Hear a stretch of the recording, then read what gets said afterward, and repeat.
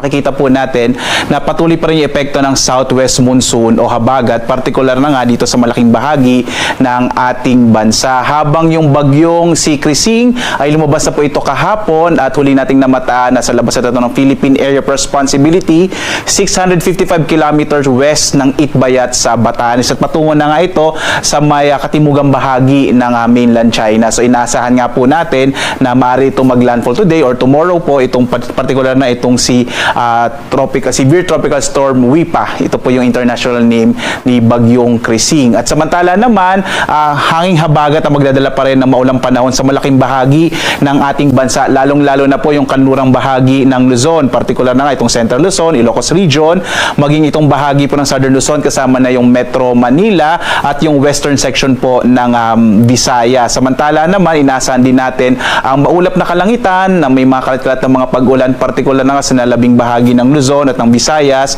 maging sa bahagi ng Zamboanga Peninsula at gayon din sa may area ng Northern Mindanao at Caraga. Yung nalalabing bahagi ng Mindanao, inaasahan naman natin mga isolated rain showers and thunderstorms ang mararanasan. Sa ngayon nga, wala tayong minomonitor pa na low pressure area sa loob ng Philippine Area of Responsibility. Pero posible pa rin na magkaroon tayo ng bagyo sa mga susunod na araw o sa mga susunod na linggo dahil inaasahan nga natin na 2 hanggang 3 bagyo ang maaaring mabuo papasok sa loob ng Philippine Area of Responsibility ngayong buwan nga ng Hulyo. So pangalawa nga po ito, Bagyong Krising ngayong buwan. Samantala, as of 2 AM po, naglabas ng mga heavy rainfall warnings ang iba't ibang mga regional offices ng Pag-asa. Makikita po natin dito, naka-orange warning pa rin yung bahagi ng Zambales, gayon din dito sa may area ng Occidental Mindoro, habang yellow warning yung iba pang bahagi po ng Central Luzon at gayon din yung Southern Luzon. Yung Metro Manila naman ay naka-orange warning po. So, ito pong heavy rainfall warning ay nilalabas ng ating mga regional offices ng Pag-asa